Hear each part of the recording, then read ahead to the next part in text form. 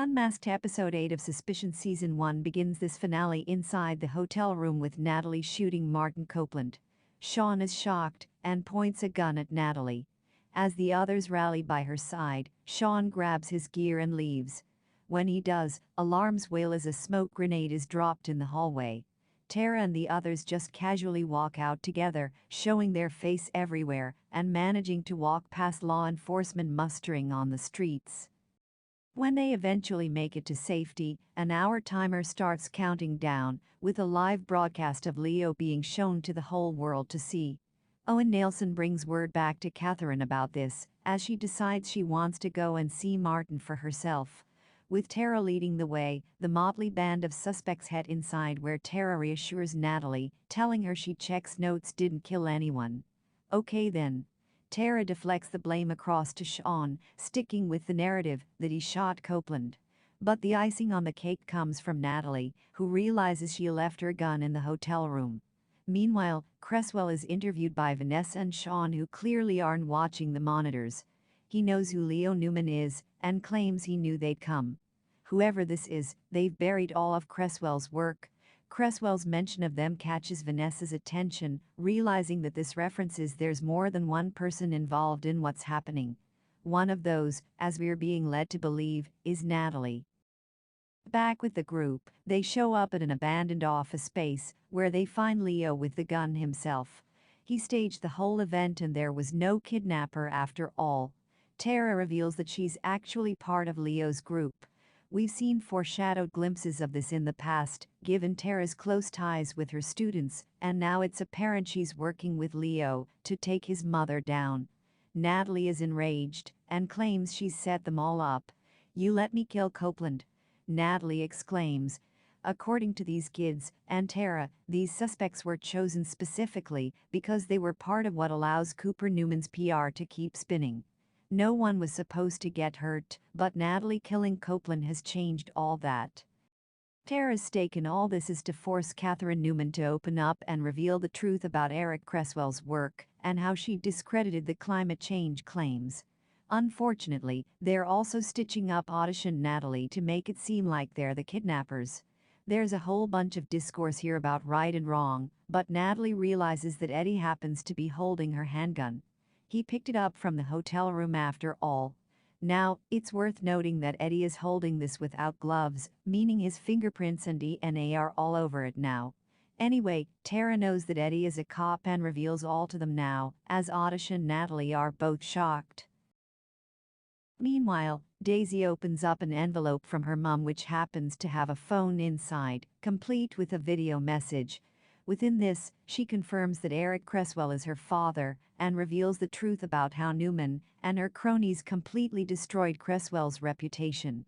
Daisy remains silent about what she's seen when Vanessa phones the family, but a snow globe of Times Square on her dresser is enough for her to realize where Sean and the others are. Back in the abandoned building, Eddie is shot in the head by Sean, who arrives and immediately organizes traffic. He found them all via a tracker he planted on them.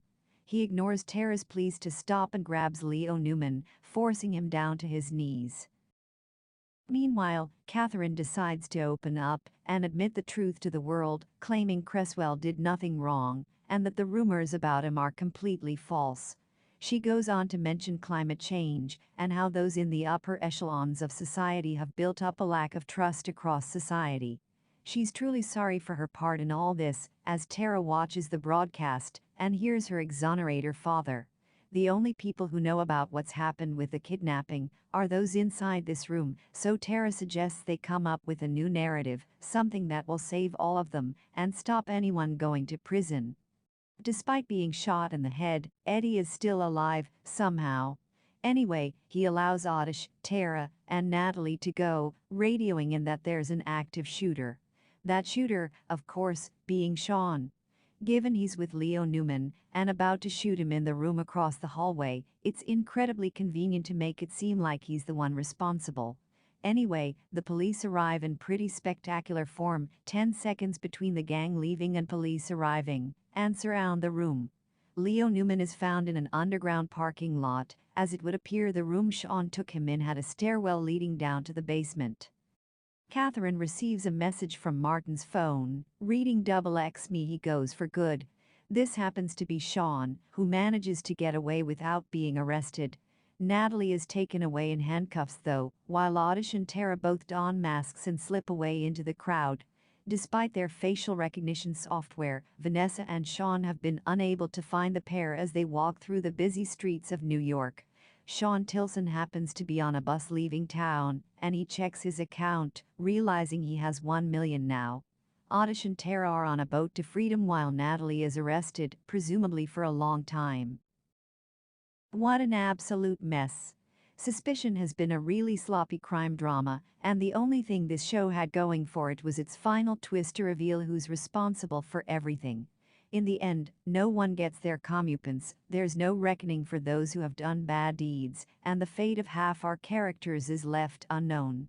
Oddish and Tara just slip away, while Letty's fate has some serious question marks around it.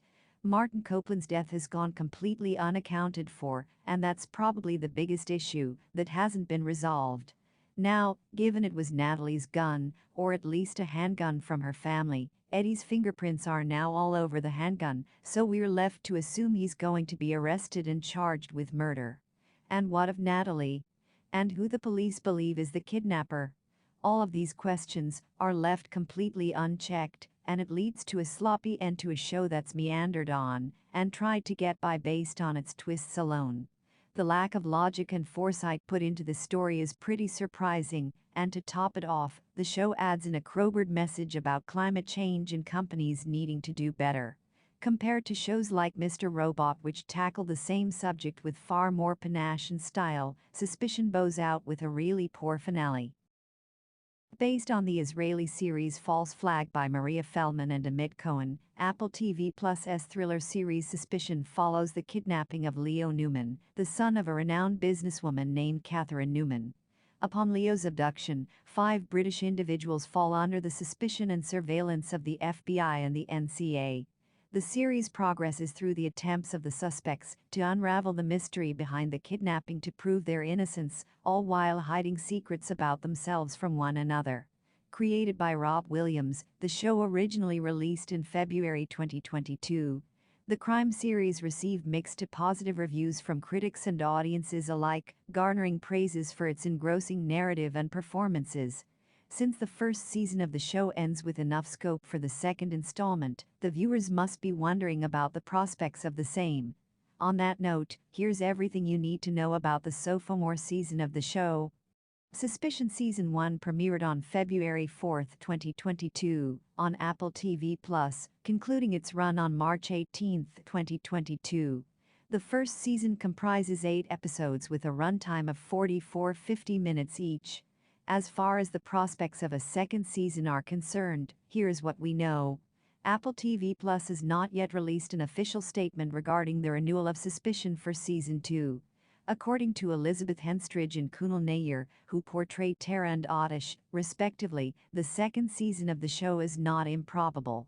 In an interview in February 2022, Nayyar said that the future of the series depends on the demand from the fans. If the viewership numbers of the first season satisfy the standards set by the streaming platform, we can expect a sophomore season. The first season of the show ends with enough scope for conceiving a second installment. Furthermore, False Flag, the Israeli series the Apple TV Plus production is based on, is a multi-season show. Therefore, there is a high chance that we may see Suspicion following the same model. If the network renews the show soon, we can expect Suspicion Season 2 to release sometime in Q2 2023. The first season of the show ends with Leo and Tara revealing to Oddish, Natalie, and Eddie that Leo's kidnapping was staged by them. They learn that Tara, the daughter of Eric Cresswell, planned the whole affair with Leo to force Katherine to reveal the truth about Cresswell. Their plan succeeds as Katherine reveals to the world that she created fake allegations of misconduct against Cresswell to discredit his scientific findings against her client. Sean arrives at Leo's hideout and takes him to his mother in return for $1 million. Katherine meets Leo and shares her doubts regarding Leo's way of handling the truth. If renewed, we can expect Season 2 to follow the dynamics between Katherine and Leo. Since Leo wants the company to run without lies, Katherine may not be enthusiastic about handing over Cooper Newman PR to her son. Leo may also face severe consequences for his actions, as Katherine is most likely sure that her son is trying to bring her down.